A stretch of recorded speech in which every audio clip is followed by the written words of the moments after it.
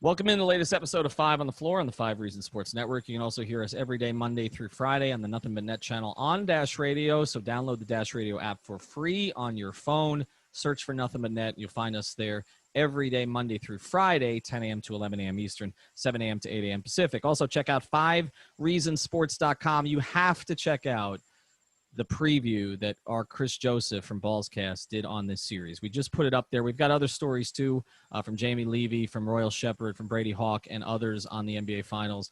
But this thing from Chris Joseph is a monstrosity, and it's beautiful. It's just, if you're a Heat fan, you have to check it out. Just save about 30 minutes to read through all of it. Also, check out our YouTube channel as we speak. There's a Marlins stream going on in Game 1. We've got streams going on there all day long, including some videos, which we're going to play towards the end of this episode. Before we get to our sponsor, I want to tell you a little bit about what this episode is going to be about. The first part of this is going to be a stream that I did. Again, this is Ethan Skolnick, along with Greg Sylvander and Alex Toledo. We did this on Tuesday night.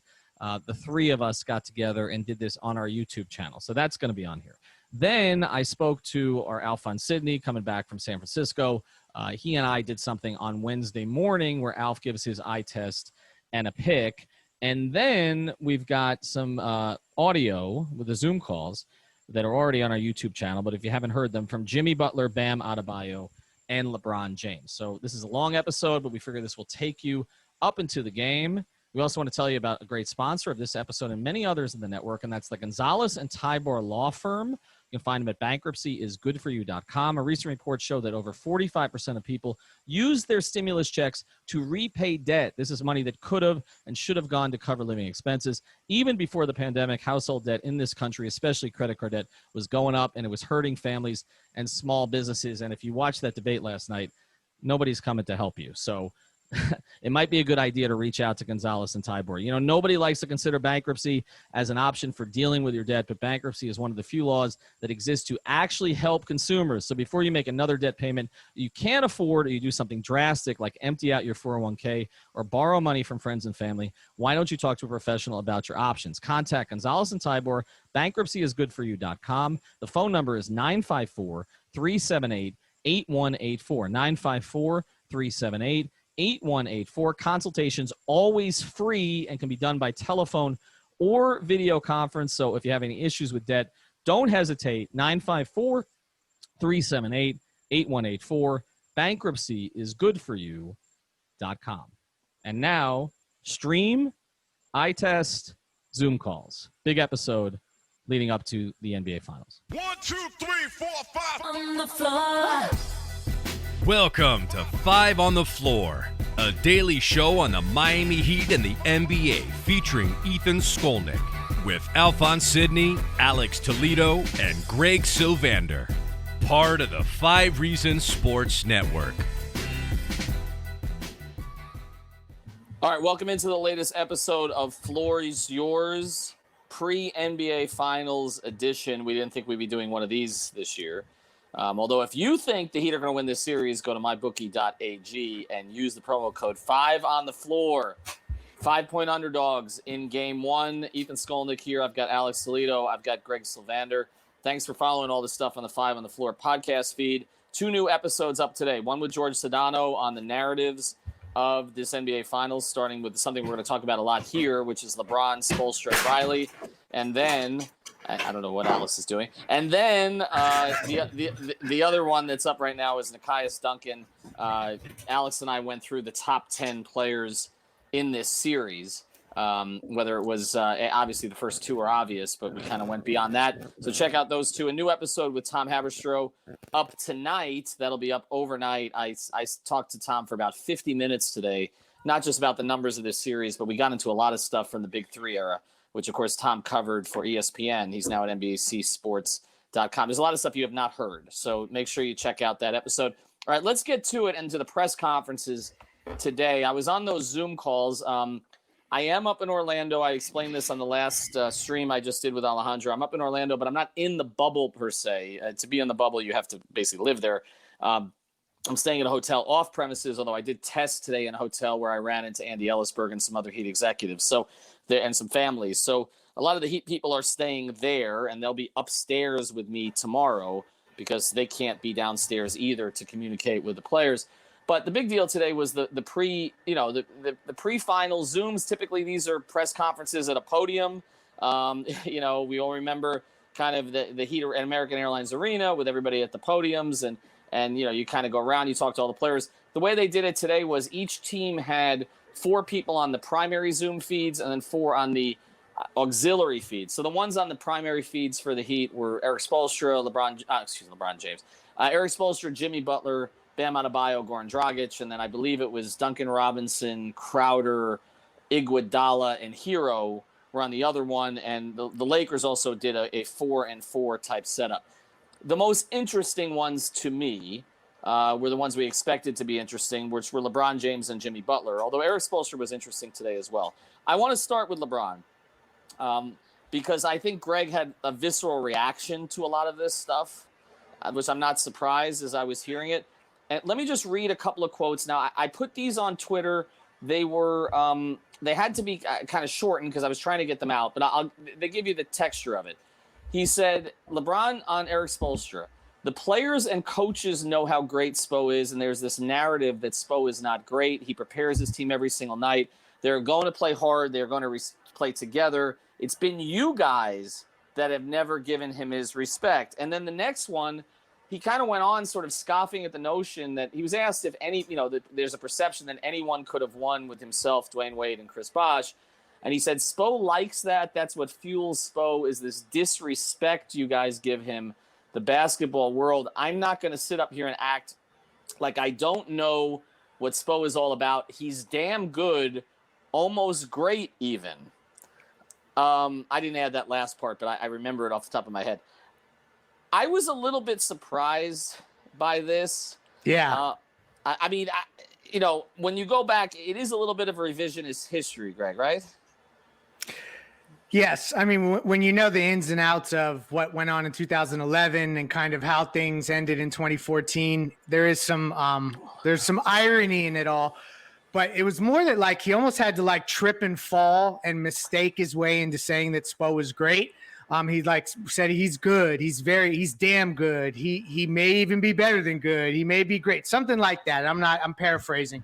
But I kind of felt like for somebody who, and this is the cool thing about Heat fans, is that like we're building a very good historical catalog of memories. We don't have easy forgetters. We know kind of what transpired.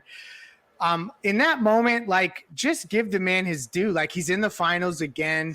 I know that there's another side of this coin where like him praising Spoelstra is good from a national perspective, that ultimately when you read the comments in print, you don't feel the context and the emotion around it. All that is good stuff. But ultimately, I kind of felt like it was not as genuine and sincere. And when you listen to Jimmy on the podium, and I know we're going to get to that in a little bit, you can see the stark contrast, and that just struck me today. Yeah, it did. And Alex, here's the other thing. This all started with a lot of questions about the Heat, right? Because I feel like the way that the national narrative has been set up here is that this is basically Heat LeBron against Lakers LeBron. It's not Lakers LeBron against the current Heat. That's the narrative that's been. And the second and third narratives are LeBron against AD as who's the real star of the Lakers, and the third narrative is LeBron against Michael Jordan in history. That's it. Those are the three narratives. The Heat do not exist. The current Heat do not exist. It's those three narratives. But he was asked. But right, not yet. But and look, we talked a lot about the 2011 Mavericks and that series. Tom Haberstroh and I did on our pod, and I invite you guys to listen to that because, one of the reasons that he thinks going up tomorrow morning. It's going up tomorrow morning, and one of the reasons he thinks that the Heat are going to win this series in 7 is because there are a lot of parallels to that particular series. But Alex, this first quote, a lot of zone, huh? A lot of zone between those two teams. A lot of zone. LeBron on the Heat today. He was asked about the thing. He came prepared with an answer on this one. He said, what sticks out to you about the current Heat? He said 2 things: how hard they play, and he went on about that. And he said, and it also would be the way they move without the ball. They share the ball. Everyone is live out there on the floor. We'll cycle back to the Spoelstra-Riley stuff in a second. But what struck me there is that's the way you would describe the 2011 Mavericks, and it's the way you would describe the 2014 Spurs. Yep. It's true. I mean, there's just Right? so many parallels, man. There's a lot of parallels between this series, I think, in theory, and that 2011 finals, man. And now we're on the other side of it. Like, honestly, the fact that we're at the end of the decade, 10 years later, and it's just like it really is kind of full circle that we're here now, right? And we're rooting against LeBron and Anthony Davis, the two main superstars. And I think there's a lot of parallels, man. Like, you look at that Lakers team, they have holes that you can poke at, right? And they have a lot of strength too. Like, they play so big, and they're going to out rebound the hell out of you. They're going to kill the Heat on putbacks, and they're going to have to try to minimize that. But they're also a team that turns you over. The Heat had a problem with that throughout the regular season. That's something that we haven't even really talked about that much on here, but they got a lot better in the playoffs, and that was part of the execution stuff. You file that under that, but they got a lot better at minimizing the turnovers, among other things that they got better at, specifically on defense. And I think the Lakers are a team that can kind of bring some of those weaknesses back out if you're not careful enough. And I do think the Heat are going to play it like, they know that the margin for error are going to be so slim. We saw that quote from, I believe it was Jimmy Butler, who said, we know who we're playing. We know that we had to play them perfect, and we're capable of doing it. So I know that they realize, they're going to have to stick to that game plan and really not let up at all, or else it's going to be death by 1,000 putbacks and rebounds. You really have to win the style battle versus the Lakers, because other than LeBron and Anthony Davis, the team it's kind of weak, they're man. Top heavy. They're top heavy. This is like basketball karmic action for Heat fans, because we've built the top heavy superstar teams and gone to the finals runs with those kind of groups, and kind of dismissed the connected groups, the versatile. And now we're on the other side of it. So this is going to sound weird and prisoner of the moment of me. There's a part of this, I have to admit, that feels a little bit more pure, a little bit more sincere and genuine. I don't know. We didn't shortcut the shortcut to get here, so that kind of stuff. What? I didn't consider it before, but today I am. We didn't have to go through a bunch of years of being the 1 seed and missing out and kind of getting eliminated earlier, like the Dallas Mavericks did before they eventually won in 2011. It was just this 1 year. You get Jimmy, boom. They're the 5 seed and they're in the finals. Like, this is so much better. This is the purest of pure. Like, this is culture as pure as it gets. Culture mainlined. But you're right, and though. They don't have a third star, man. No, but that's the difference. They don't have a Bosh. But definitely not Kuzma. This is why we've done so much stuff on two different things here going into the finals. We've focused on narrative and we've focused on strategy, because in a sense, those two things have come together, because the narrative stuff about LeBron and what happened in 2011 and always being on the superstar side and playing against the connected team fits with the strategy of this particular series. And you're right, it has come full circle. I want to read some more LeBron quotes here, and then we'll focus on them. And then I do want to spend the last 10 minutes here on Jimmy. LeBron thinking back, I mean, they pushed him on Miami today. Like this, he knew it was coming. And I will tell you, I said this on the episode I just did with Alejandro. The one thing, LeBron would talk to me about anything when I was up there that year in Cleveland. He did not want to talk about Miami. I had him alone for a one-on-one, 20 questions on the eve of his 30th birthday. And I was told you can ask him anything. He doesn't want to talk about Riley in Miami. And, did we talk about it on the side? Yes, but he did not want to go public with any of that stuff. The one thing I do remember. Did you see how he responded today when asked about Pat Riley? Come on, I'm getting to it. But the other thing I said was, I always remember that, because when I walked away from that particular interview, he looked at me, he goes, "How's Dwayne?" And I said, "He's fine." He says, "I miss him." And it was just like, that's when I knew Kyrie was not Dwayne. But let me get to some of the LeBron comments. Yes, we will get to Riley, Alex, because that's where this is circling. LeBron thinking back to 4 years in Miami. He did not. Here's my take from these quotes, and then we'll get to the quotes. He respects quote-unquote Heat culture, but it was clear from his comments today that he resents the idea that he didn't fit in Heat culture. And I'm going to read you some of these quotes. LeBron thinking back to 4 years in Miami. As far as leadership, that grows no matter where you are if you strive to be a leader every day. But then he circled back and he said, being around Riles and Spo and D Wade and UD, just to name a few, allowed me to grow. Okay, that's the other one. LeBron says of the Heat, I fit that culture as well because of how hard I worked. It was a perfect match for those 4 years. Then he also said about Riley, he was asked the question from someone who's there. I might have been McMenamin. I think it was Dave. I think it was Dave. And so Dave was on the side, and he has a relationship with Dave. It dates back to Cleveland. And Dave's obviously back out in LA now. And he kind of didn't like the question, and then he called it a broad question. And it almost felt to me, knowing LeBron and his relationship with McMenamin, because I was told that after I left, McMenamin became his favorite white reporter.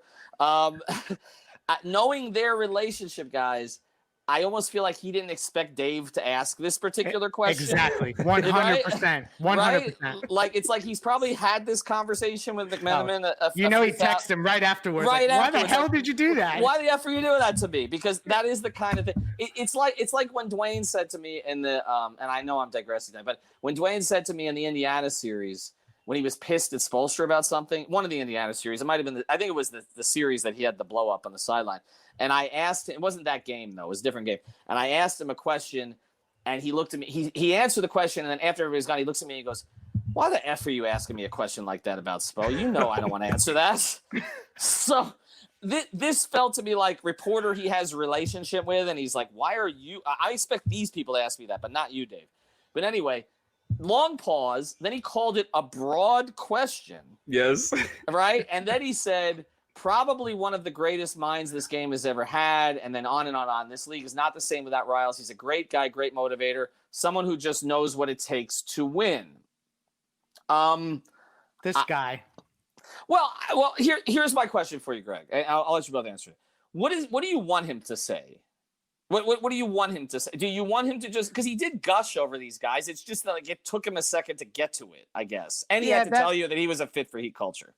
Well, no shit. He's a fit for Heat culture. He's the best player on planet Earth, probably the greatest player ever. Like there's this misconception of what Heat culture is, and like because of people like me who aggrandize it on Twitter, we think that like it's above talent and being the greatest of all time. Absolutely not. Like it's more about the fact that he feels the need to separate himself out from it.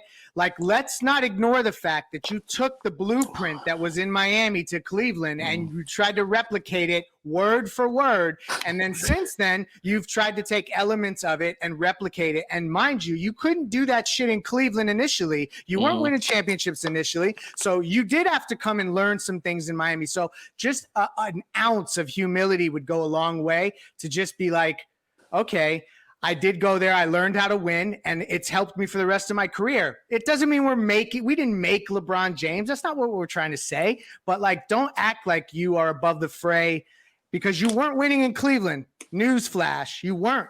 Right. Look, I mean, I almost don't want to follow up here at all. Just move on to, because there's nothing I could say to combat what Leif just said. I follow behind the culture. I know the series is going to be personal for both sides in a way, even if they don't want to admit it. At least, you know, when we're talking about LeBron, Riley, Spo, and anybody else kind of involved in that whole ordeal. But man, it's funny. Like, I really got hyped up when Leif texted us earlier today. It was like livid at these responses because I did not have the same reaction. So I was kind of excited to hear what Leif said tonight. And now I'm going to feel bad saying that I did not get that same reaction at all. I was actually pleasantly surprised when I read the quotes before seeing the video of like, oh yeah. Yeah, I only saw the video. I never read anything. Exactly. And that's what I was going to get to, that when I first read the quotes, I saw, you know, he's giving props to Riley and Spo, and he, you know, that quote that you said earlier about UD and kind of the culture setters having them there. I'm like, wow, he's really doing the Heat propaganda stuff. I watched the video and it's almost like he got backed into saying those things. So I definitely see what you mean. He definitely did not want to give fire to the whole narrative about, you know, maybe LeBron not liking the Heat or not liking Spo or maybe not respecting them or whatever. He wanted to kind of put that away. I think that was clear. He definitely was offended by Dave McMenamin when he asked the question. I mean, the whole thing where he's like, well, it's kind of a broad question, Dave. That killed me. I thought that was amazing. But LeBron is still LeBron, man. He is still as what's the word that I'm looking for? As he controls the narrative, man. That's what he does. And he's a master. Yeah, I think he did a pretty good job towing the line. I'm not even going to lie. Well, I do think that there will be two totally different reactions. There's the video reaction and there's the written reaction. I got that too. But also there's the insider reaction where you kind of know the relationship he has with the particular reporters. And he was like, why aren't you asking me about pick and roll? I thought that's what he was going to say to McMenamin, because his assumption is Dave should know better. than to go this direction. And he would have, and honestly, when I was covering him and some of the others, Mike Wallace, Windhorst, he would have done the same thing to us because he was expecting that from the national guys. There's one other quote from LeBron, and then I want to skip it over to Jimmy. LeBron says, "What will happen in Miami will never leave him. I went to Miami when I was 25 years old. I was 25. I spent 25 to 29. I was still growing. I was still a kid, still trying to figure out who I was as a person, as a man. I grew when they allowed me to grow. I fit perfectly." I think that's reasonable for him to say something like that. He was a much different person when he left than when he came. And he's been different since. I mean, even social justice, everything else that's developed within him. I just think it's uneasy for him. We can talk about how he may have want to punish Riley in the finals, but I don't know that he wanted these narratives. Boston's a different situation. It was a young team. You know, it's just different. I mean, he's faced Boston in the playoffs before and handled them with Brad Stevens. He's never really wanted to deal with the Miami thing. He just hasn't. Right. And again, the contrast with Jimmy, you know, he wasn't really asked about Jimmy or Bam or anybody today. I was trying to get in a question on Bam actually with him. He wasn't asked. But let's switch gears here to Jimmy because, like you mentioned, that was the contrast that stuck out to me today, and why Jimmy has endeared himself to Heat fans so much. Because he says everything they always wanted LeBron to say. It's like, you know, and the other thing is it doesn't sound forced with Jimmy because he's so raw about everything that you just believe him. Like he's not a calculated speaker. He's constantly offering that up himself too. Like he's absolutely not backed into a Heat propaganda response like that. Like he fully believes in this stuff, man. And the whole team does. It's clear. Like it's not propaganda whatsoever. That's just what they believe. Like every time they speak, they're talking about it for a reason. Like you think they're given talking points by PR? No, like they're just living and breathing the shit. He PR. So I'm trying to adjust so they hear. He PR doesn't even give him a hard time about anything anymore because they know what they're gonna get. Here was him on Pat Riley. Addition by subtraction, you might say. Well, that was Hassan. Come on, subtlety. Butler on Pat Riley. He was asked kind of if he was what he was told Pat Riley was. He says every aspect of it, everything that I've heard from D Wade and just around the league is everything I wanted to be a part of. He's the individual that everyone outside and inside of basketball said that he was. He's about winning and winning now. And then he added, totally unprompted, we are all very thankful for the Godfather.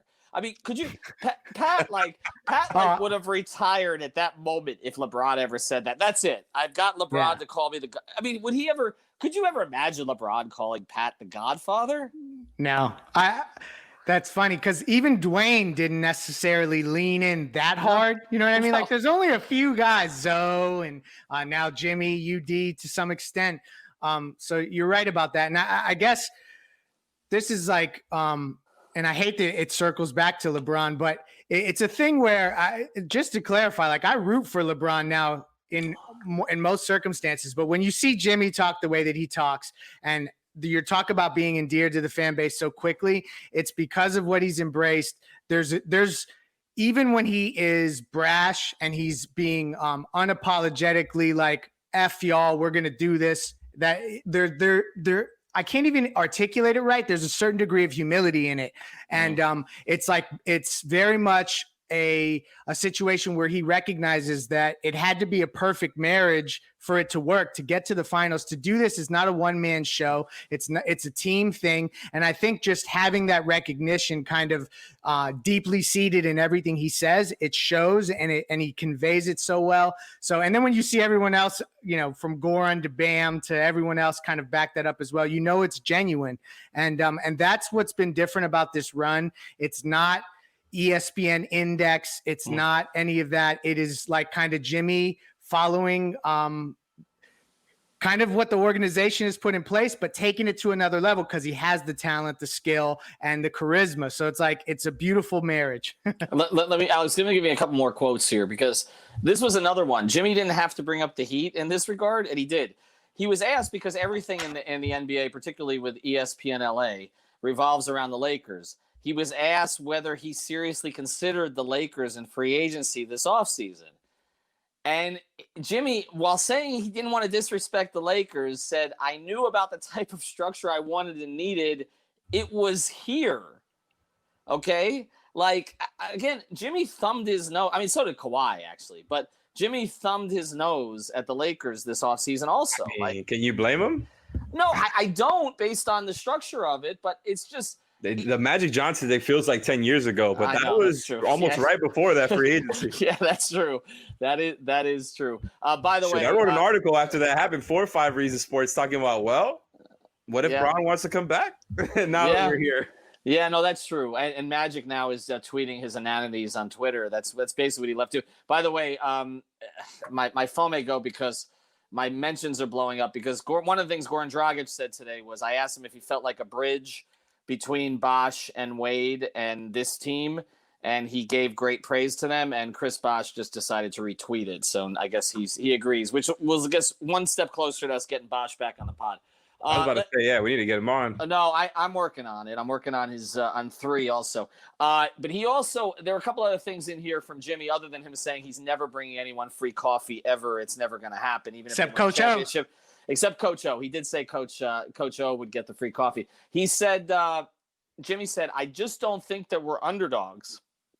I don't. So what that nobody picked us to be here? I'm pretty sure nobody is picking us to win now. He also said about him being perceived as a bad guy, I just take being a bad guy if that's what people want to think. I know who I am. I'm cool. I'm content with that. I'm here now. I belong here. I've belonged here for a very long time.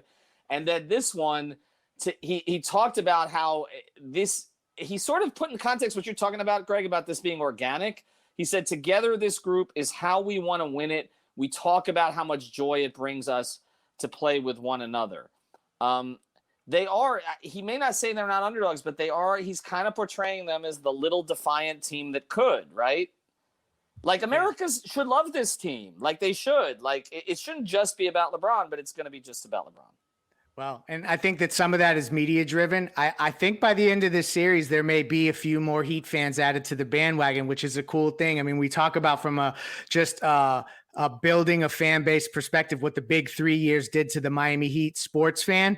And now you're getting that limelight again. And that's what's like ultimately really cool about this series, is that as someone who's watched the organization since the 90s, like you're getting in the spotlight all these different times.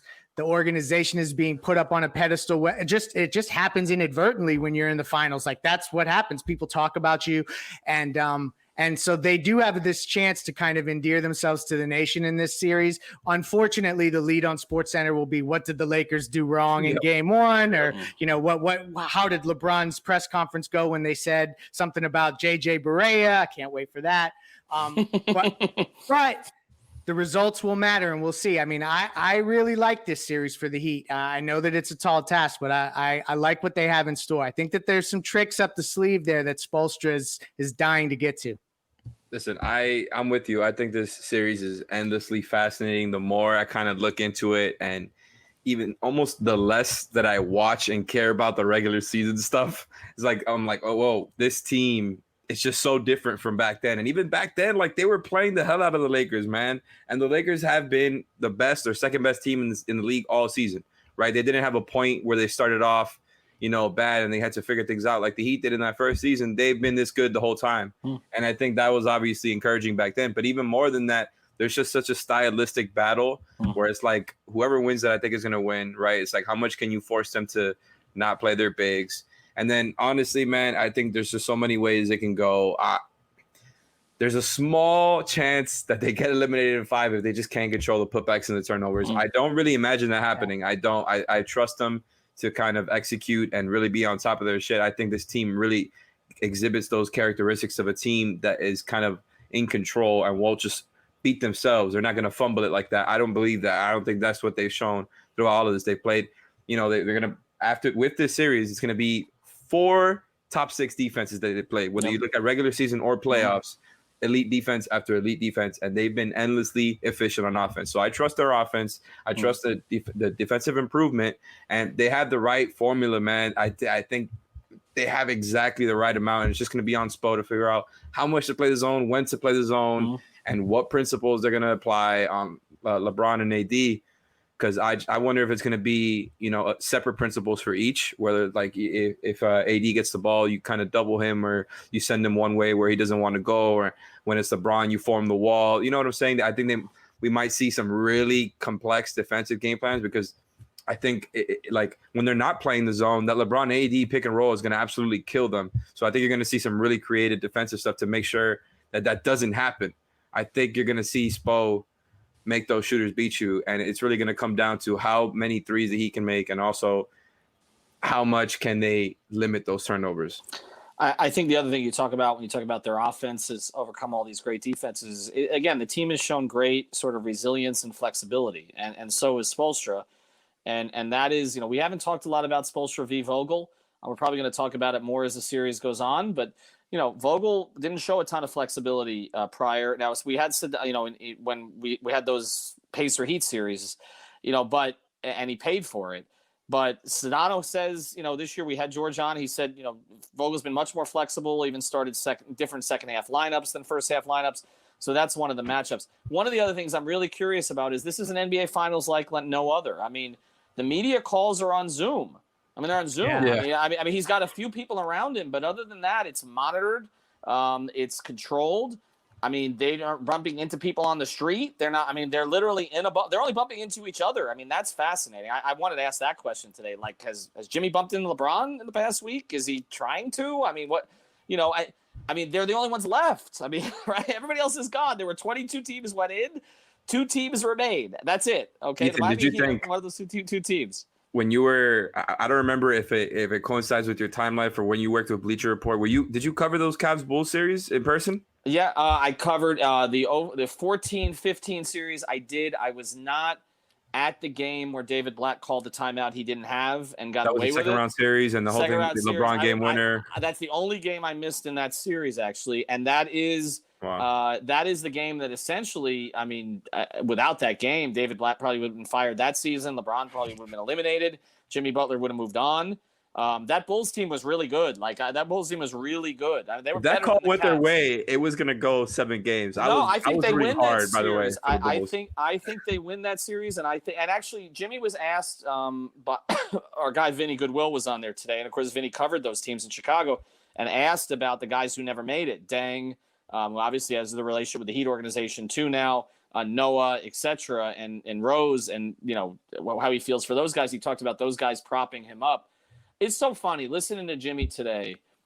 If you just listen to him in these press conferences and then someone tells you he has a bad reputation, it just doesn't. It's like if you didn't know the history and the whole reputation and narrative behind it, you wouldn't think that. It just doesn't make any sense. I mean, LeBron seemed like kind of the off-putting one a little bit. And I'm a LeBron, stan, as people know. But, Jimmy came off real.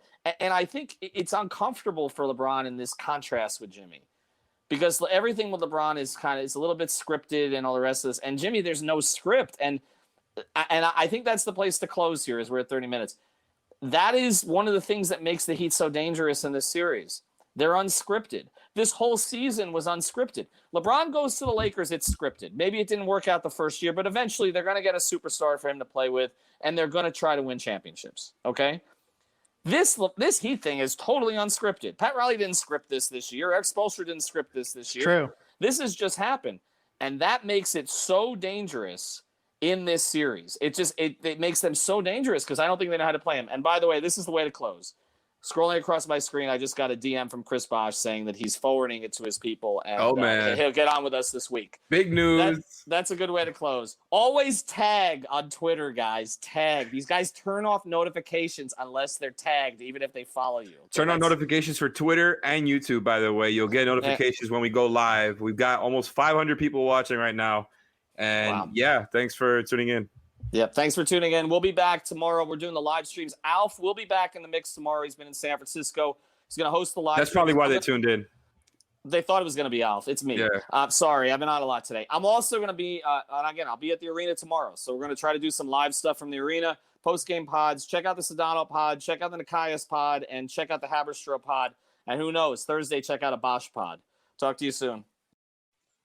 Thanks for joining us for the first part of our expanded edition of 5 on the Floor prior to Game 1 of the NBA Finals. Of course, check out the other episodes that we did with Tom Haberstroh, also with Nekias Duncan, and with Jorge Sedano. Those are all on our podcast feeds, whether you're Android or you're Apple. Also, check out the great sponsors of the 5 Reasons Sports Network. All of them are local, including our friend Louis Peters over at State Farm. This is an agency representing the #1 auto and home insurer in the entire United States. More than 60 years of combined experience in the insurance industry. These are local agents that understand South Florida's unique market. Access 24/7 at louispeters.com. That's LUIS Peters.com, or you can walk in at 7750 Southwest 117th Avenue, Suite 207 in Miami, or call in at 305-275-5585, 305-275-5585. Personalized service tailored to every customer. No cookie cutter solutions in insurance. Mr. Peters and his crew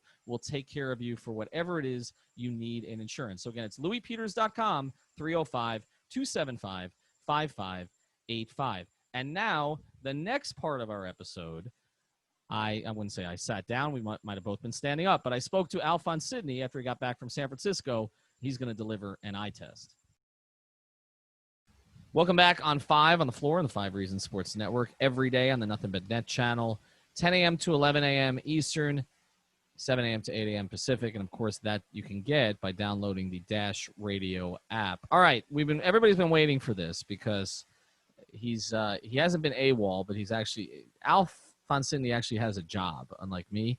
And so he actually had to attend to that job this week. It's unfortunate that they actually expected him to work during a week of such importance. It's honestly just selfish on their part. I'm totally with you that they would send you out. Where were you, San Francisco?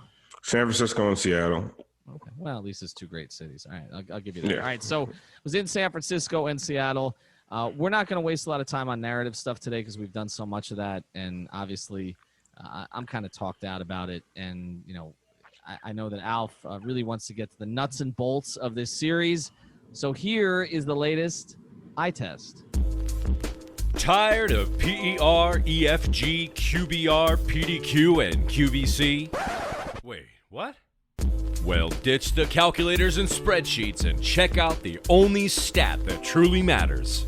It's time for Alf's eye test. All right, back here with Alphonse Sidney. I'm going to set you up for this one. To you, what is the single biggest key? Just eliminate everything else. What is the single biggest key to the Heat winning this thing?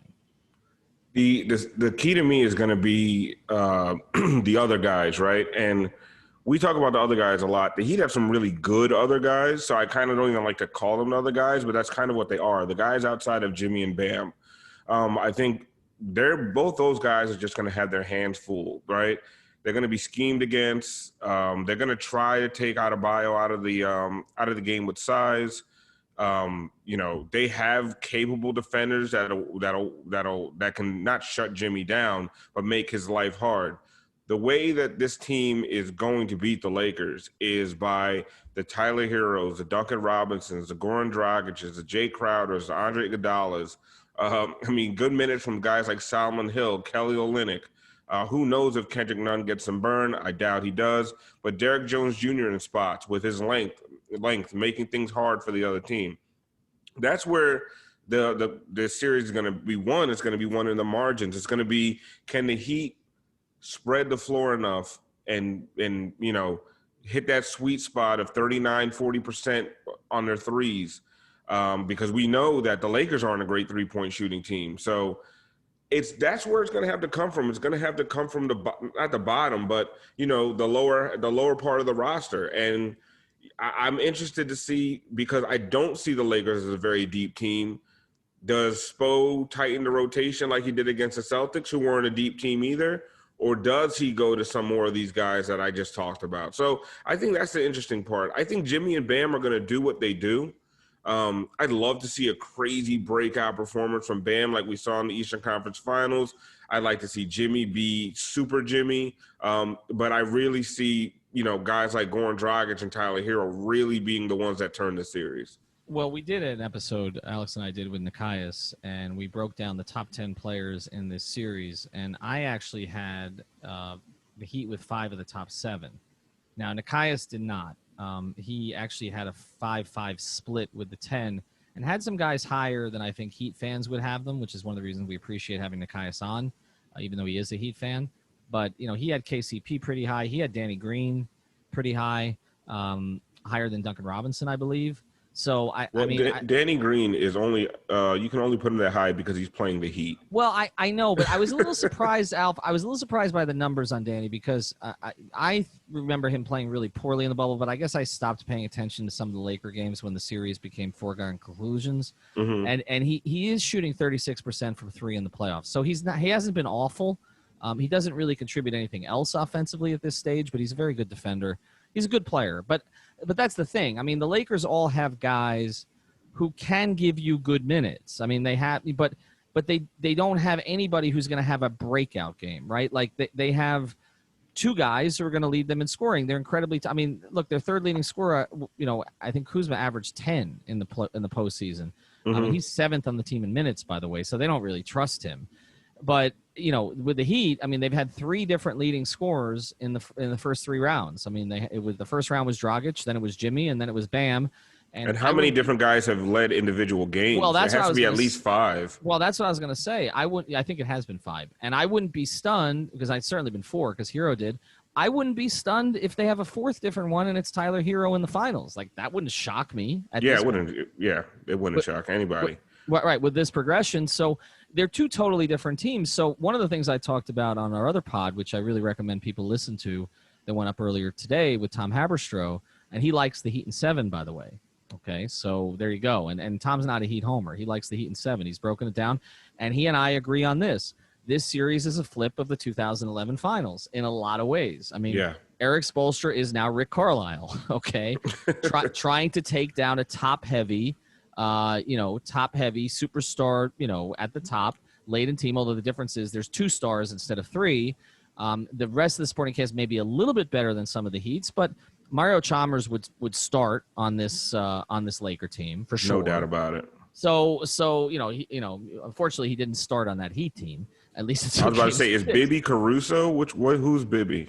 Oh man, Rondo I will say this. The corpse of Rondo looked like the corpse of Bibby during the regular season, but playoff Rondo is a little different. He's been better. But yeah, I mean, look, the Heat had that collection of bigs, Dampier, McGlure, Ilgauskas. Now, Dwight is better than any of them, even at this stage. But actually, it's funny. Nekias had Dwight, I think 6th or 7th, or maybe 7th. Way too high. Nekias was smoking rocks. I'm sorry. Like some of those, and maybe he'll be proven to be right because he normally is. But I mean, Dwight Howard at this stage, who is a serviceable backup, he had him over, Duncan Robinson, like guys who I feel like have way more of an impact on the game than a Dwight Howard does. Yeah, I can see that. But the fact that Nekias is such a religious man and he's out here doing crack is weird to me. But to each their own. Well, look, I do think Dwight can make an impact in limited minutes. I think one of the things that's going to be fascinating about the series is whether or not, Vogel stays with him for a while. And, because if you're going to go big, then do the Heat try to size up? Do you play Olynyk more in this series? Or do you do what you do? I kind of think the Heat should do what they do. I think that they should live with the fact that they're going to give up some offensive rebounds. They're going to have to gang rebound defensively. We haven't talked enough about the rebounding. That's really where the Lakers the Heat have to do a couple things. One, they have to not get massacred on the boards. They're not going to win on the boards, but they've got to gang Hero, Butler, just like they did in the Big 3 era with their guards, their perimeters, their wings came back and rebound. They're going to have to help Bam, okay? Because this is a big team that they're playing. But the other part of it is, the turnovers. Miami cannot turn the ball over against the Lakers because the Lakers are much better, as Nekias spoke about, in transition than they are in the half court. And so you can't give them – and look, Miami against Milwaukee did a pretty good job about that in most games, but not in all games. And to me, this is similar. You cannot – be into the 17s, 18s, 20s in turnovers. You got to give it. It's like 10 to 13 is where 10 you to 13 sweet spot is where you really want to be. Right, and they did a good job in the Boston series, right? There was so many games where Boston had you'd see Boston has 19 turnovers, the Heat had 8. Yes. You know, and they maybe they end the game with 11, but through the crucial points of the game, you know, they really did take care of the ball. And then, you know, you probably have some possessions where Tyler Hero was a little loose with it, but you also don't want to rein him in too much because his creativity is really paying dividends right now. Well, Bam talked about he's got to limit the turnovers. I think it starts with him, actually, because the Lakers are going to collapse on him, force him to make quick decisions, you know, with two bigs, maybe with LeBron coming over. I mean, if you got LeBron and Anthony Davis harassing you, you got to make a quick decision. And so he's got to make quick decisions and smart decisions. He can't get the turnover number up high. If he's up over four or more turnovers, there's a problem. He has to keep them under 4. They cannot give them easy baskets. There's going to be LeBron runs, and there's going to be times that they just can't guard Anthony Davis. I mean, he's that good. It's not because they're doing anything wrong. He's just that good. He'll take them outside. And it's, you know, Anthony Davis is probably going to have a 40-point game in this series. He probably is. Okay. Probably, but it's about the efficiency, right? And we talk about it all the time. 40 points on, you know, 32 shots, you know, you're going to live with that, right? Just, you know, if he's got 40 and he's 16 for 38 or something, you're going to live with that. And, you know, with 8 free throws, maybe a 3-pointer or 2, you know, like that's okay. It's about how do you limit, you know, how do you make them inefficient? How do you limit LeBron? And one thing I will say, and this is one of the things about that 2011 Mavs team, and I've seen it ever since then. I've kind of noticed it. When Spoelstra doesn't know where the attack is coming from, his teams don't do as well, right? When he's facing a team where he has to account for 4, 5, 6 different guys on any given night, and that's why a lot of times I think you see them losing to bad teams where because bad teams, you don't know who's going to score that night because, I mean, they don't know who's going to score that night. Whenever I've seen Spo go against a top-heavy team or a team where he can scheme against 1 or 2 guys and let the other guys beat him, they always fare better. And I think the Lakers, I don't think they're easy to game plan against because, I mean, you can – all the plans, like, you know, Mike Tyson used to say, everybody's got a plan until they get punched in the mouth, right? And LeBron James is, you know, as close a thing we have to Mike Tyson in basketball. So you could have all the plans in the world. He's still LeBron James. But I do like a coach like Eric in this series where he is going to do everything in his power to make their lives a living hell. And Alex Caruso and KCP and Dwight Howard and all these other guys are going to have to step up. And, you know, Ken Kuzma take over a game if, you know, they've effectively made their top 2 guys inefficient. Is Kuzma going to be the outlet? Like, who's going to be the outlet for the Lakers? Because we know what happens for the Heat if Bam and Butler aren't going. They have several guys that can, whether it's Tyler, Goran, you know, Duncan Robinson can drop 22, 24 on you on any given night. Jay Crowder, if he gets his stroke back, can give you 17, 18. They have a bunch of guys that can do it. I don't know if the Lakers have those guys if Eric Spoelstra's scheme works out. Yeah, no doubt. And we make the 2011 comparison. I've also made the 2014 Spurs comparison, which is one of the reasons I found it interesting that when LeBron talked about the 2 things he notices about this Heat team, he said they play hard and they move without the ball. Someone is always live. That's exactly what he said about the 2011 Mavericks. It's exactly what he said about the 2014 Spurs, right? And those are the 2 teams that ran a clinic against the Heat in the finals and against LeBron's team. And you don't think Spoelstra realizes that? He knows it. It's funny. Spo tried to turn his team into everything he can't scheme against. Well, that's exactly right. That's exactly right. He's Rick Carlisle in the series. And all the way up to the zone. I mean, that's another thing that doesn't get talked about. JJ Barea in the post. But part of the issue with that series in 2011 was that Carlisle was sprinkling in so much zone, and Miami really didn't know how to attack it, and then he'd take it away and go back to man. And that's what we've seen Eric do in the playoffs. I mean, the one thing about Eric is he's not afraid to steal, and he'll admit it. I mean, he's taken a lot of what he does from D'Antoni and from other coaches. From Stan, he's picked at what other coaches do. And I bet you we're going to hear after this series. Let's put a Biscayne Babe Brew on this, okay? I bet you we're going to hear after this series that he watched the 11 finals and the 14 finals again. I bet you. I wouldn't be surprised. I think that's absolutely a place he would go. He knows LeBron, but he also knows. I think he's going to watch it again from the other perspective, and he's going to pull things from Pop too, because Pop's whole strategy against LeBron all those years was clog the paint, make him a shooter. Make him a shooter. Now he's a better shooter than he ever was. But I wouldn't say that. He's not a better shooter. He's a better shooter than he was early in his career. I think he's actually tailed off a little bit from the height of his Heat days. But he's good enough to beat you. But you'd rather take that, even now, even with LeBron's athleticism being down just a little. All right, let's close this on the eye test. Everybody else has had a chance to weigh in with their predictions, except me and you. I'm not going to do it here. I'm going to do it on Twitter. You're going to do it here. Who do you like? I like Heat in 6. I don't want a Game 7 against LeBron. Like I just don't. I don't want a Game 7 against LeBron James. So if the Heat are going to win this, the Heat are going to win it in 6. I actually see it going back and forth for the first few games. But then I just see Spo versus Vogel, and I don't see. I mean, we've seen this movie before.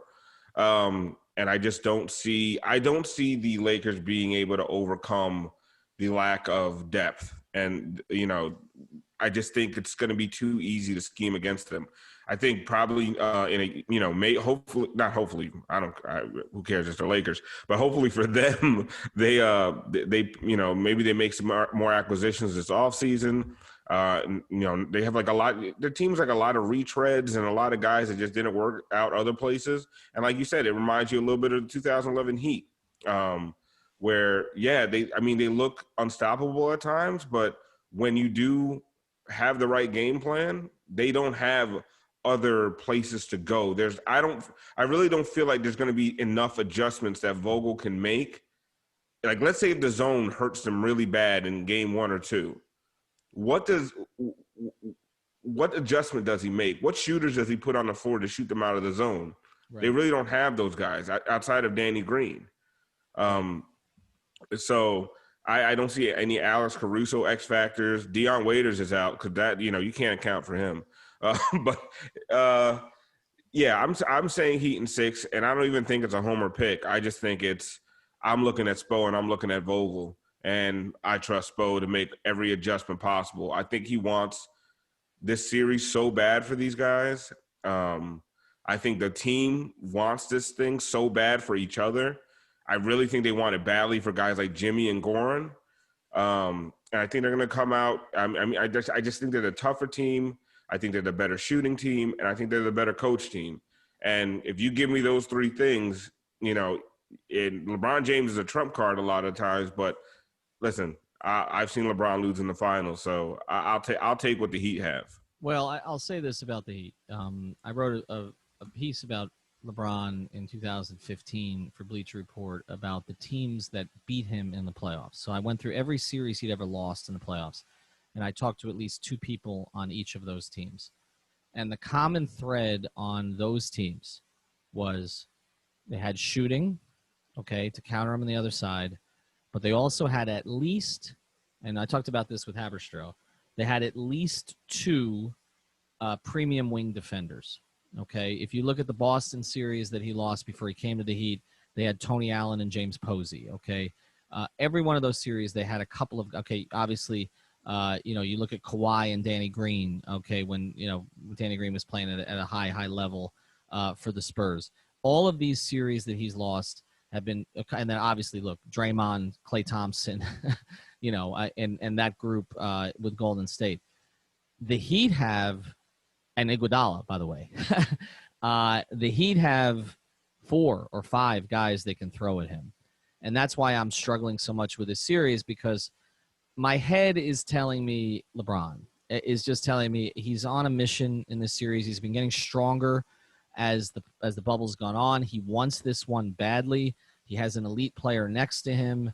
He'll elevate the play of enough of those guys that they can win this series. Obviously, my heart's telling me Heat, okay, because I just, not because I'm a Heat fan, but because I just like this group, okay, and I believe in what they're doing. But it's the perimeter the wing defender thing is one thing. I do think they planned for this series when they made the trades. I know it's crazy to say, but they planned for Giannis and they planned for LeBron. And they knew if they saw LeBron that if they had guys like Jay Crowder and Andre Iguodala, it could tilt the thing in their favor. So that's why I'm torn. I kind of think it's either going to be – I sort of disagree with you about the Game 7. I kind of think it's either going to be the Lakers make quick work of the Heat, like 4 or 5 games, or Miami wins a long series. That's where I'm at, and I just can't – I haven't chosen. 6 games is a long series. What's that? 6 games is a long series. Six is a long series, but, man, can you imagine the pressure on LeBron in a Game 7 against the Miami Heat? I mean, and here's the other thing we haven't talked about at all. One of the things that the Heat have benefited from in the bubble, and I'm not going to put an asterisk on it, is they would have been the road team in every single series. I mean, Now they may not have been against Indiana if the season had played out, because I don't think the Heat would have been a 5 seed.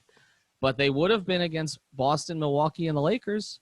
And now the Game 7 on the road, like Tom talked about this with us, the Game 7 on the road, usually you give that to the home team, 89% of the time or something like that? Yeah. But they're in a sterile environment. And the only person who's going to be in the furnace is LeBron James, okay? Because the Heat are playing with house money. Yeah, that's right. I mean, they're literally. And if they get to a Game 7, nobody's going to believe that they could have gotten to a Game 7.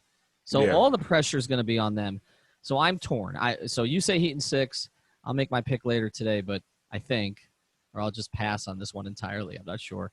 No, anyway, don't be a coward. Have the guts. Have the guts.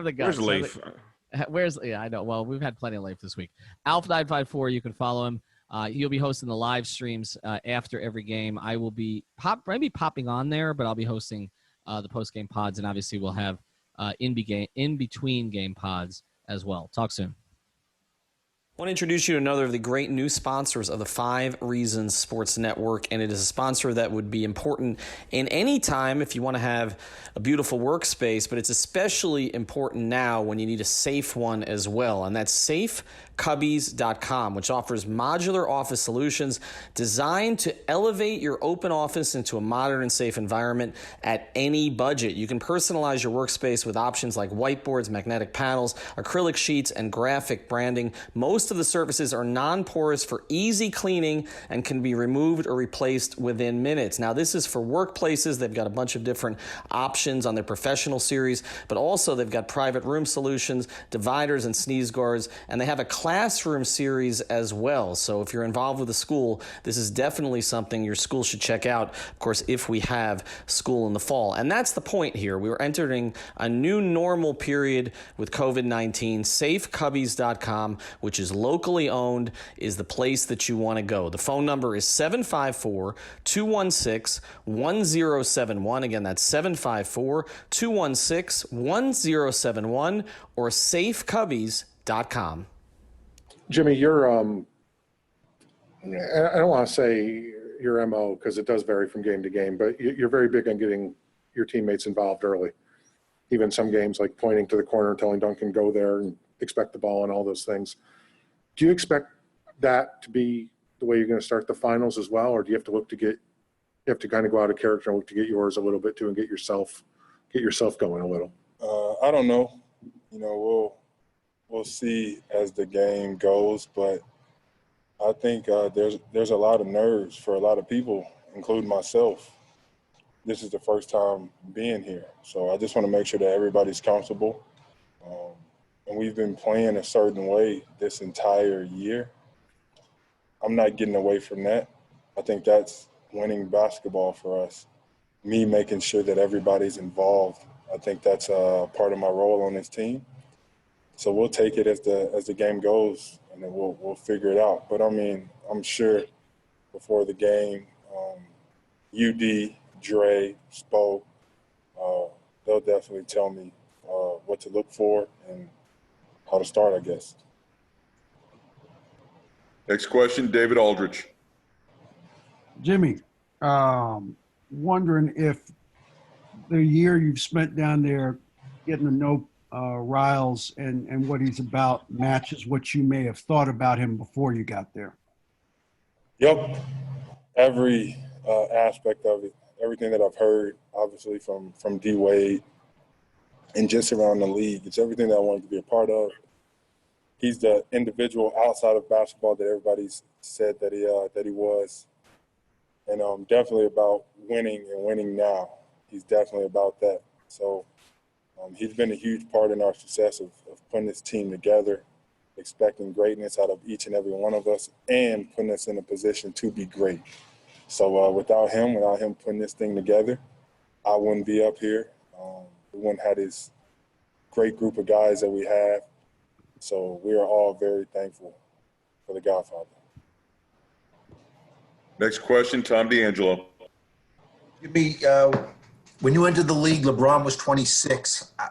How much is he much of a different player now at 35? And how impressive is it that he's been able to play at this level at 35? He's still at the top of his game at 35, at 26, at 21. He's still dominating. And I mean, you've had to go through him at 26, 35, probably at 49. But he's shown why he is the player that he is, why he's had the career and the legacy that he's continually building. And it's not going to be an easy task these next couple of games. If anybody's up for that task, the Miami Heat are. In person here, Dave? Jimmy, obviously your decision to go to Miami seems to be paying off splendidly so far. But last summer, there were a handful of teams with the cap space to be able to accommodate a player of your ilk. And I wanted to know if there was any consideration on your part about seeing what the Lakers had to offer or going down that road at all. No, I knew the type of structure that I wanted and needed, and it was here. Heard about it, obviously. Whenever I was meeting with Coach Bo, Coach Pat, it just felt right in every aspect of it. How we got a bunch of good people here. Not saying that the Lakers don't got a great bunch of good people, but everything that they're about, it just fit me working. We got a group of guys that do that as well, saying it like it is, holding everybody accountable, and moving on from it. They say that's how we do that. You get to come here, you get to be you. I'm in.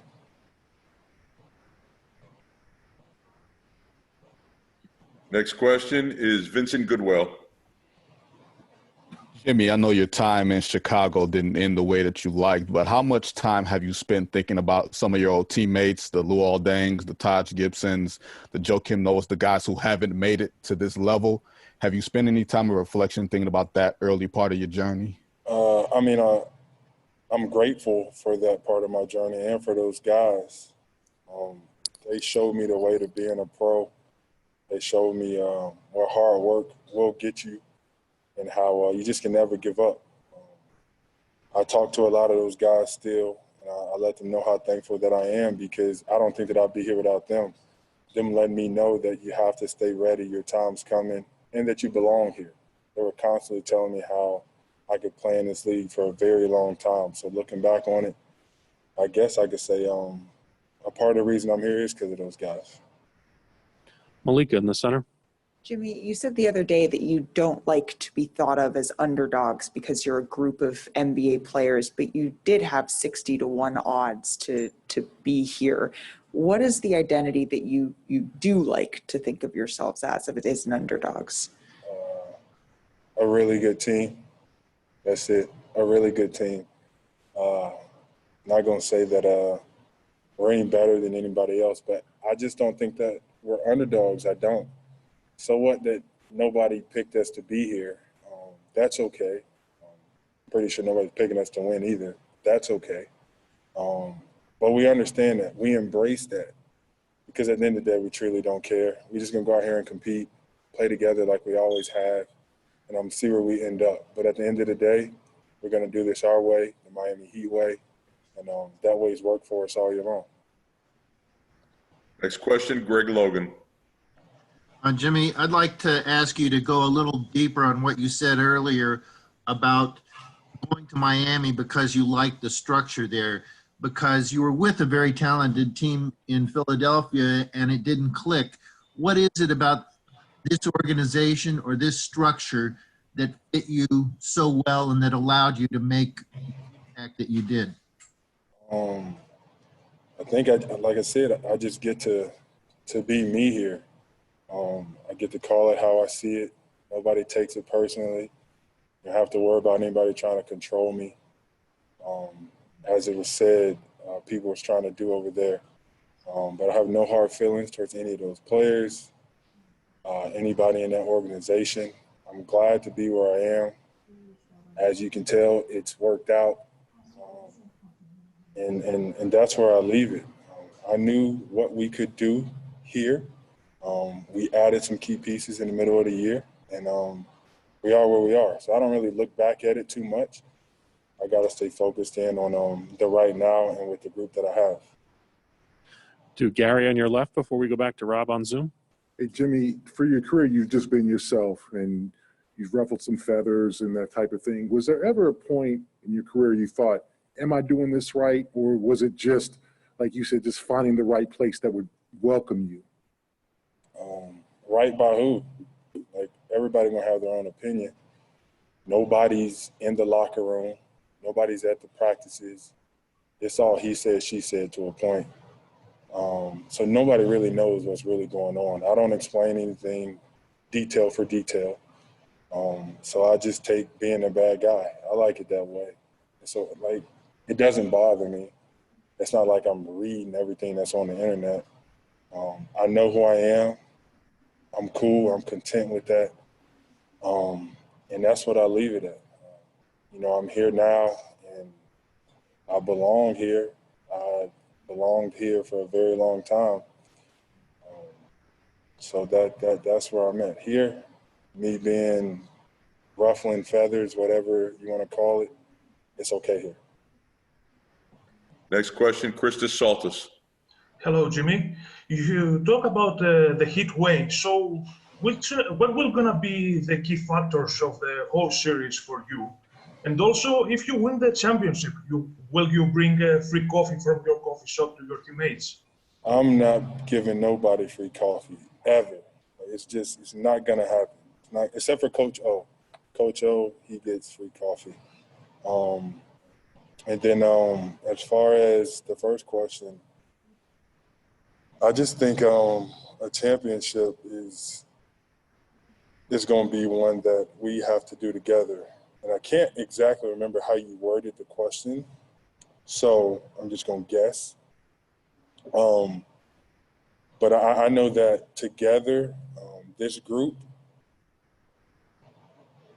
it's how we want to win it. I think we enjoy each other's success so much, man, that you can tell every single day when we're in the hotel. Yeah, we talk about the game, but we also talk about how much joy it brings us to play with one another and how you can't take this for granted. And with this group, we got the right number of young guys who are super confident, older guys who are super confident, then guys that are right in the middle that are super confident. So for us, it brings us pure joy to watch us continually grow as a team. All right, the last question that we will take on the Zoom will be Brandon Tobin. Hey, Jimmy, there was a great video of your guys' celebration of you walking in wearing an Eric Spoelstra University of Portland jersey. How did you get your hands on that, and what did he say when he saw it on you? Obviously, he thought it was comical, but I got quite a few jerseys tucked away in my room. It's just when is the right time to pull them out. But Spo's been huge for me in my growth here as a player, as a leader, as a human being.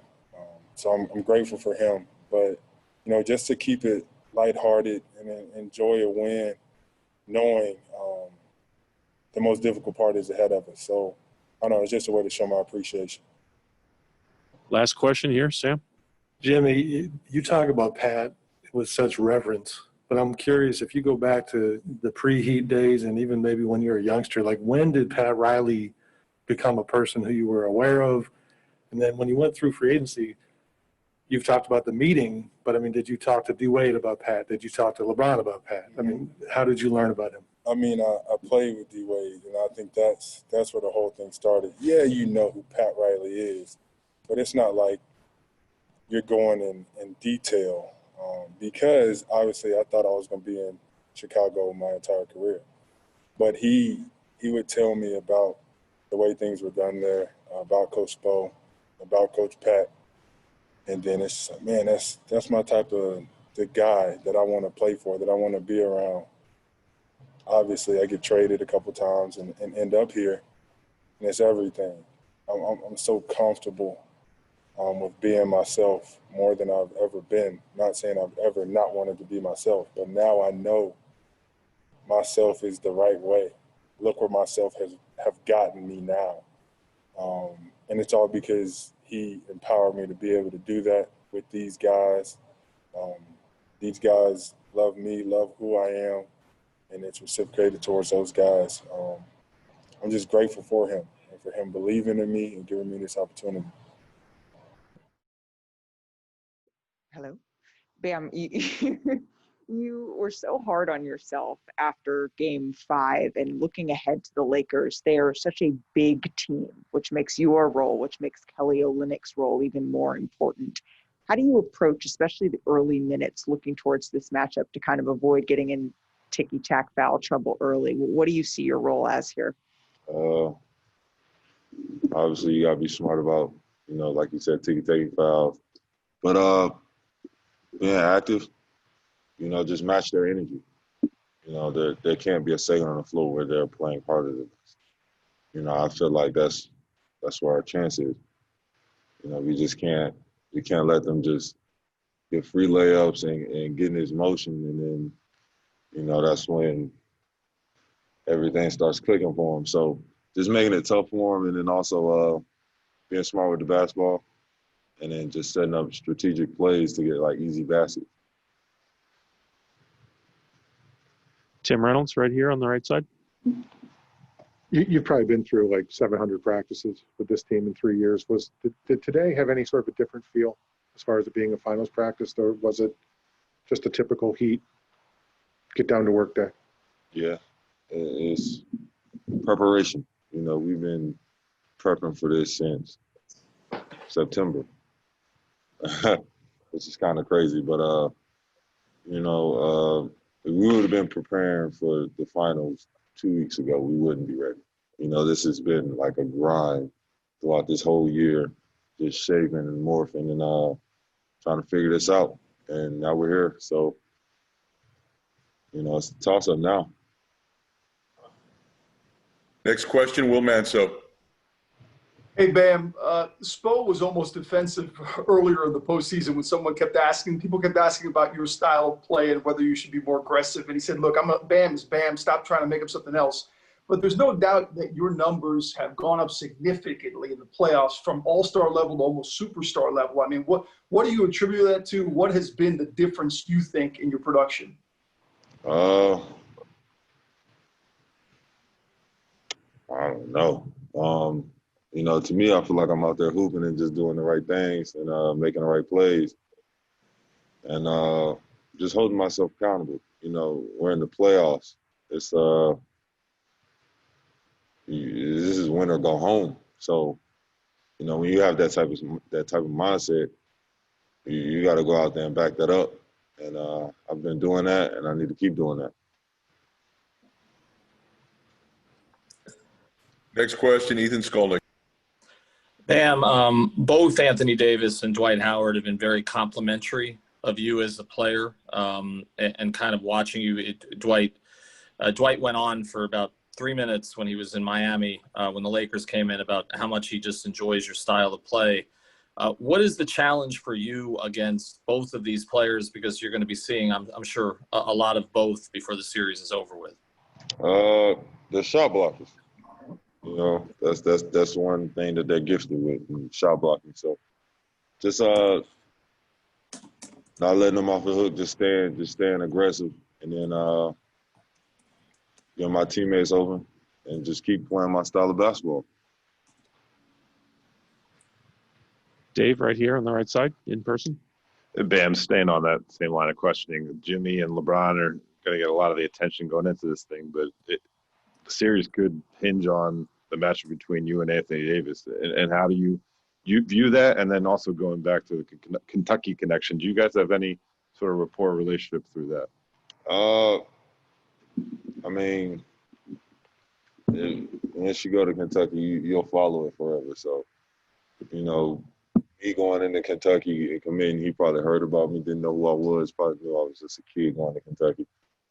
But, you know, you never know. These series are going to be fun, man. Like you said, it might be me and AD, it might be LeBron and Jimmy. So, at the end of the day, we just going to go out there and just play like we've been playing throughout these series and put together 48 minutes of Miami Heat basketball, or even longer if we have to.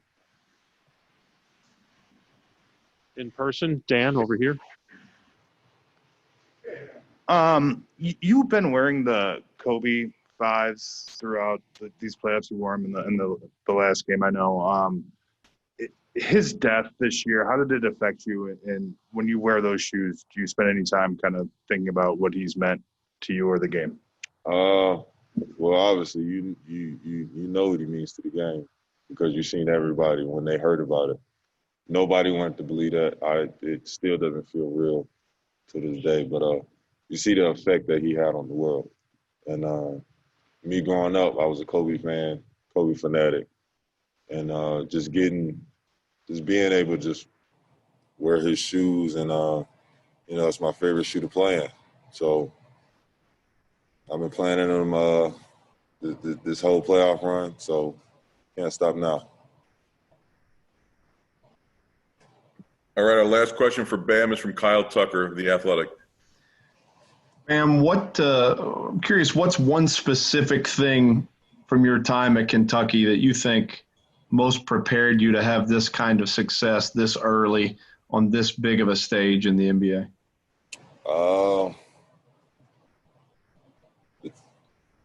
In Kentucky, when you play against rival schools, it's kind of like their Super Bowl. So whoever we play away or at home, they're going to give us our best game because they want to beat us so bad. So you can't be scared to be in those moments that define you, define your team. You can't be scared to live up for those moments. I feel like that's the biggest thing that helped me get to where I am, living in those moments. Hey, LeBron, just studying the Heat and what you've seen from them in this postseason, what's at the top of the list? What stands out the most to you about the way that they're playing basketball? I would think two things. One, how hard they play. 48 minutes. No matter if they're up, no matter if they're down. They play extremely hard. And I think, two, it would be the way they move without the ball. They share the ball. Everyone is live on the floor. It's not one guy that you can disrespect or be off throughout the course of an offensive possession. And they do a hell of a job of moving without the ball, sharing the ball, cutting, passing. So those are two things that stand out. LeBron, you've described that time in Miami like it was going to college for you. If you can think back to those 4 years, what were the most important lessons that you learned about yourself and about leadership in general? I think as far as leadership, you know, that grows no matter where you are every day. If you want to be a leader, if you strive to be a leader every day. And I think being around, you know, Rouse and Spo, D Wade and UD, and you know, just to name a few, being a part of that culture allowed me to grow, allowed me to see, you know, what it takes to not only compete for a championship, but also to win a championship. So it definitely, you know, put me in a position where I knew what it took. I saw what it took. But also, you know, I fit that culture as well because of how hard I worked. So it was a perfect match for those 4 years. Hey, LeBron, it's Bill Oram. Would it have any extra meaning to you to win a championship against Pat Riley and Eric Spoelstra, guys that have helped shape you and vice versa in those years together? Absolutely not. It's no extra meaning to winning a championship, no matter who you're playing against. It's already hard enough to even reach the finals, to be in this position. So if you're able to become victorious out of the finals, it doesn't matter who it's against.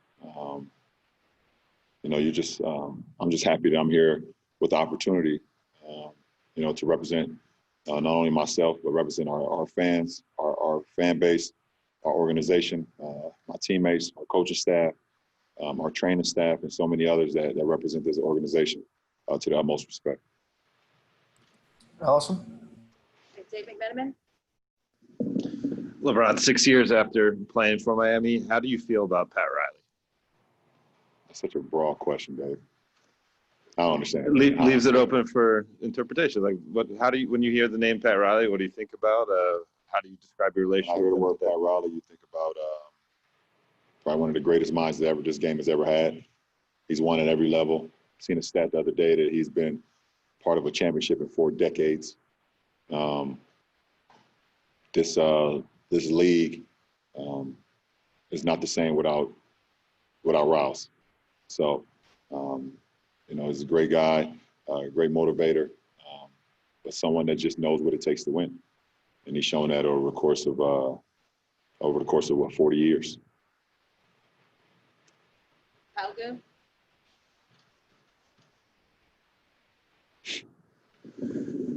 LeBron, you talked about just sort of the difficulty of adapting to the bubble. How much have you sort of motivated yourself by reflecting that, you know, your teammates are taking cues from you and trying to see, you know, how you approach things and sort of approach kind of getting through this grind of 3 months here? It's probably been the most challenging thing I've ever done as far as a professional, as far as committing to something and actually, you know, making it through. But I knew what I was coming, what we were coming here for. Obviously, you didn't. I would be lying if I sat up here and knew that everything inside the bubble, what it would, you know, the toll that it would take on your mind and your body, and you know, and everything else. Because it's been extremely tough. But you know, I'm here for one reason and one reason only, and that's to compete for a championship. And that was my mindset once I entered the bubble, once I entered the quarantine process, the first 2 days. And then right from our first practice, my mindset was to, if I'm gonna be here, make the most of it and see what you can do and lock in on what the main thing is. And the main thing was for us to finish the season and compete for a championship. So that's just been my mindset. You know, throughout these, I don't even know how many days it is. Whatever, how many days it is, it feels like 5 years. So it really doesn't matter. But I've been as locked in as I've ever been in my career. Dan? I won't remind you how many days it is. Back in March, the season comes to an end. 2 players on your team test positive for this virus. Did you know, or when did you think getting to this point was even a possibility? And what was it like kind of mourning the fact that maybe it wouldn't happen? I didn't know that this was a possibility until we actually got on the plane in LA to fly here to Orlando. You know, we had seen some of the teams arrive before us. We had got here July 9th. We had seen some of the teams arrive a couple of days before us.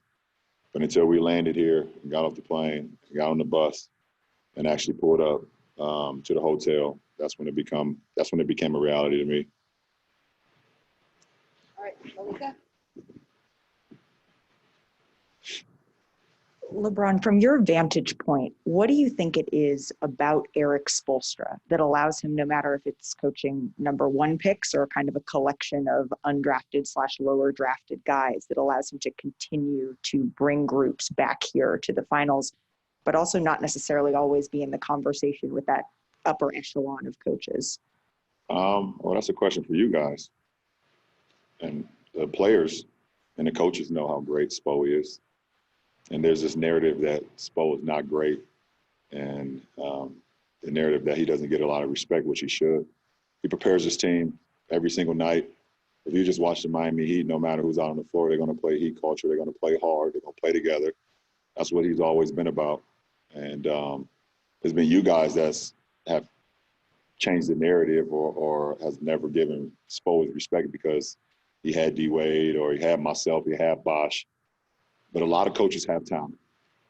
A lot of coaches have had talent over the NBA over the course of this league. That's not one. You know, and it's unfortunate that he hasn't gotten his respect. And every time we talk about Spo when I was there and talk about how great he prepared us, and we all talked about it's great playing for Spo and things of that nature, you guys always say, well, you know, you have LeBron, you have D Wade, you have Bosh. Any coach can do it. No. Any coach can do it. If any coach could do it, then there'd be a lot more champions in this league. There'd be a lot more successful coaches. So the Spo likes it. That's what fuels Spo is the disrespect that you guys give him, the basketball world.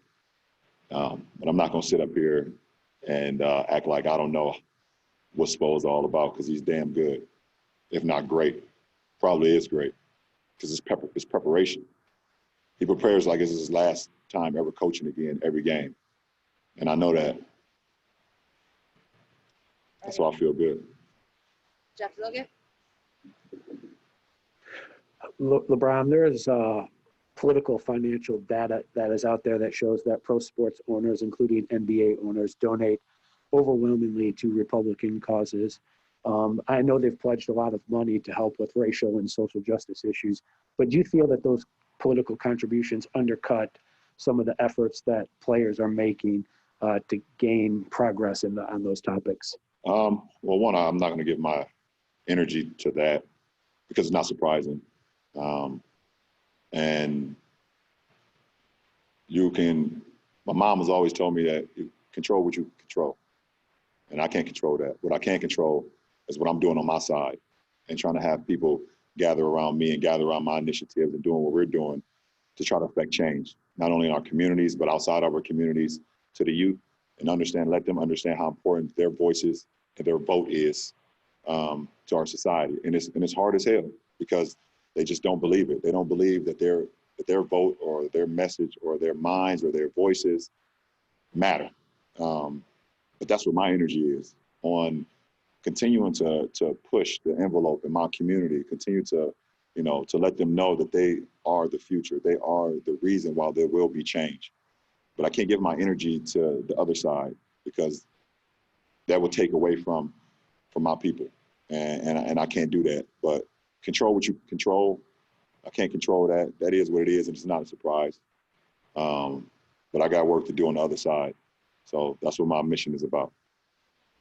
Let's take the last few questions. Go, Chris. Brian, you mentioned you're as determined as ever, right now as locked in as ever, as you've ever been in a while. Usually during this postseason run, you black out from social media. You don't do it. But obviously you couldn't do it this year. You're in a bubble, away from family, an important election coming up. How has that adjustment been for you during this time to have, access to social media? Could usually try to eliminate distractions, but you got it right there handy. Yeah, I think in this particular case, everything about this year is different. Everything about 2020 is different. And to make the most of it, you have to be able to adjust. And I've adjusted in the sense of understanding that there's also a bigger opportunity coming up as well in November, while I'm still, keeping the main thing, and the focus on, leaving a legacy here and playing the game that I love to play and compete for a championship. But also letting my people know that I'm not jaded and I'm not too distracted where I cannot continue to give the resources, put the people in place to help them go to the places where they don't believe they can even go. So that's just sometimes you do things that even you personally don't even believe that you can do. But when you have a support system and you have a group around you that's just as motivated as you, you're able to tackle a few things at once. Okay, I think we'll take the last two. Yes, I will take the last two. Let's go with Brian. Hey, LeBron, I kind of wanted to ask you that similar question. So just to switch back to basketball now, since you answered it, the last couple of times you were here, you were pretty outmanned by a team with 4 great players. As you come back now with the team you have around you, how do you feel going into this 10th finals now with do you feel like talent-wise you don't have to worry about that problem this time? I never had a problem with any team I went to the finals. I've always been confident that we had the ability to win. And if you're going to a final saying that you're undermanned or you feel like you don't have enough, then who are you? And the game is won in between the four lines, not won on paper.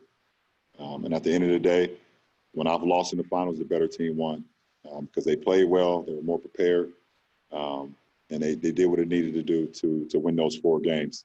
When I've won, the same thing. So I'm not here to talk about the talent that I have, the team that we have. The game is won in between the four lines, 94 feet, and the team that is prepared, and the team that execute, the team that has, not careless, throughout 48 minutes will give themselves a chance to win each and every game. So I'm confident going into this finals as I've always been in my career. All right, last question, Joe Varden. Hey, man. It's been a long time, obviously, since you played for the Heat, and a lot has happened to you and to the league since then. But all these years later, is there something that you still take away from your days in Miami? And then the other one is, how are you different just from the last time that you were in the finals, which was 2 years ago? I think every part of anybody's individual life, where they was able to grow, it never leaves you. And that's no different from me having my 4 years in Miami, being around, with that culture, growing. You guys don't realize, talk about it, but I went to Miami when I was 25 years old. I was 25, and I was 25 to 29. So I was still growing. I was still a kid and still trying to figure out who I am as a person and as a man, growing while still trying to compete for a championship every single year. And I grew, and they allowed me to grow, and we pushed each other every single day. And like I said, I fit perfectly in that culture because I work just as hard as anybody else. I show up to work, and I don't leave until I feel like I was as great as I was. And do you always become successful out of that? Are you always going to win? No, it doesn't happen like that. But, you're able to sleep a little bit better at night when you punch your clock. And how am I different today than 2 years ago when I entered the finals? A little bit more gray hair in my beard. Appreciate it. Thank you for listening to the Five on the Floor on the Five Regional Sports Network. 1, 2, 3, 4, 5 on the floor.